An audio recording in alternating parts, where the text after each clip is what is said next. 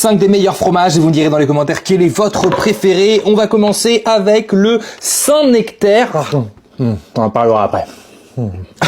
J'adore cette trend sur le fromage. Le Saint-Nectaire, c'est une appellation d'origine désignant un fromage français de lait de vache fabriqué dans la micro-région des Monts d'Or. C'est un fromage à la pâte pressée non cuite qui est juste délicieux et évidemment je ne pouvais pas ne pas le mettre dans mon top 5. Ensuite, juste ici, vous avez l'Abondance. Ça, c'est un fromage que j'adore, l'Abondance. Alors évidemment, on en parle juste après.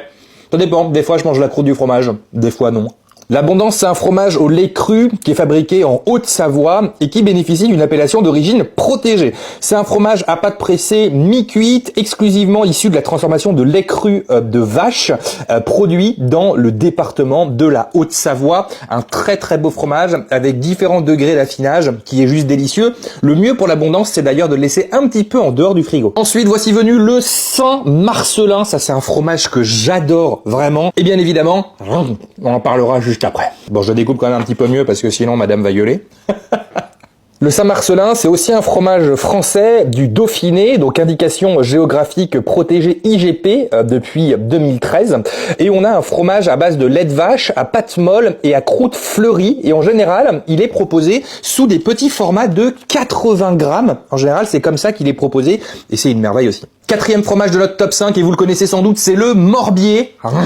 Pas juste après. Et je découpe derrière parce que je vais me faire engueuler. Le Morbier, c'est pareil, c'est un fromage de lait cru de vache, appellation d'origine, massif du Jura en France, qui tire d'ailleurs son nom du bourg jurassien de Morbier. Il est AOP depuis 2002 et c'est de la cendre que vous voyez au milieu. Et ça, c'est encore une fois, c'est une merveille. Je le dis tout le temps, mais c'est mon top 5 et c'est une merveille. Et pour terminer ce top 5, même s'il y aura une 6e place dans ce top 5, parce que pourquoi pas, on va parler du Livaro. Alors le Livaro, c'est un fromage qui est juste exceptionnel.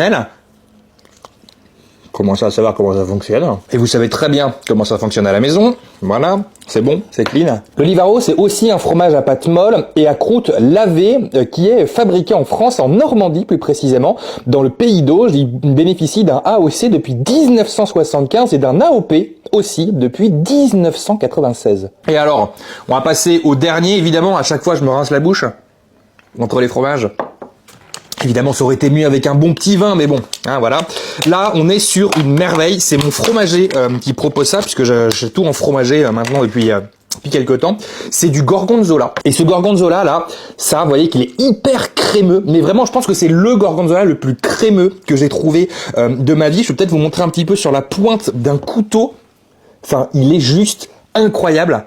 Pas besoin de le redécouper après, celui-ci. Et alors pour ce qui est du gorgonzola, évidemment, on est sur un fromage qui est fait dans les régions de Lombardie et du Piémont, donc en Italie.